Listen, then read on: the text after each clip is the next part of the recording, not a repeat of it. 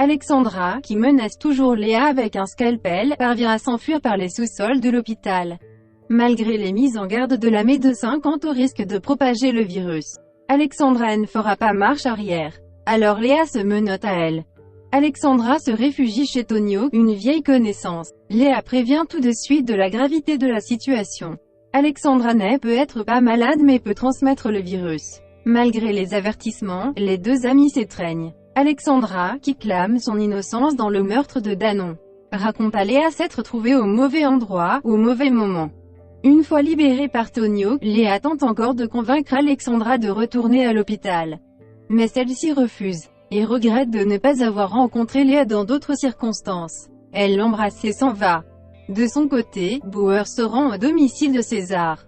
Il lui pose des questions à propos Merval mais le jeune homme fait le plaisantin et prétend ne pas le connaître. Bauer insiste et évoque un virus mortel et contagieux. Mais César ne change pas d'attitude et claque la porte au nez du flic. Une fois seul, César tousse dans son coude. À l'hôpital, Babette est inquiète. Outre la situation, elle craint pour sa fille. Émilie est contaminée, Léa a été enlevée. Mila en rajoute une couche en lui signalant qu'avec l'absence de Léa, il n'y a plus de médecin dans le service. Babette la rabroue et lui demande de se taire. L'infirmière ne veut pas créer un mouvement de panique. À ce moment, Jeanne, brûlante de fièvre, s'écroule. Andrés débarque au Céleste et se dirige tout droit vers Myrta. Il veut organiser une fête surprise pour se présenter officiellement aux amis de Luna. En revanche, Andrés demande son aide à Myrta pour les préparatifs. Surtout, il tient à ce qu'elle garde le secret. C'est une tombe, lui répond-elle.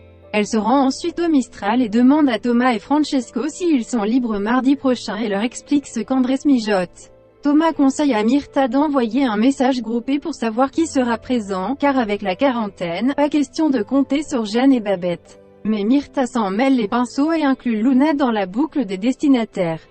Quand celle-ci lit le message envoyé par erreur par sa mère, elle retrouve immédiatement le sourire.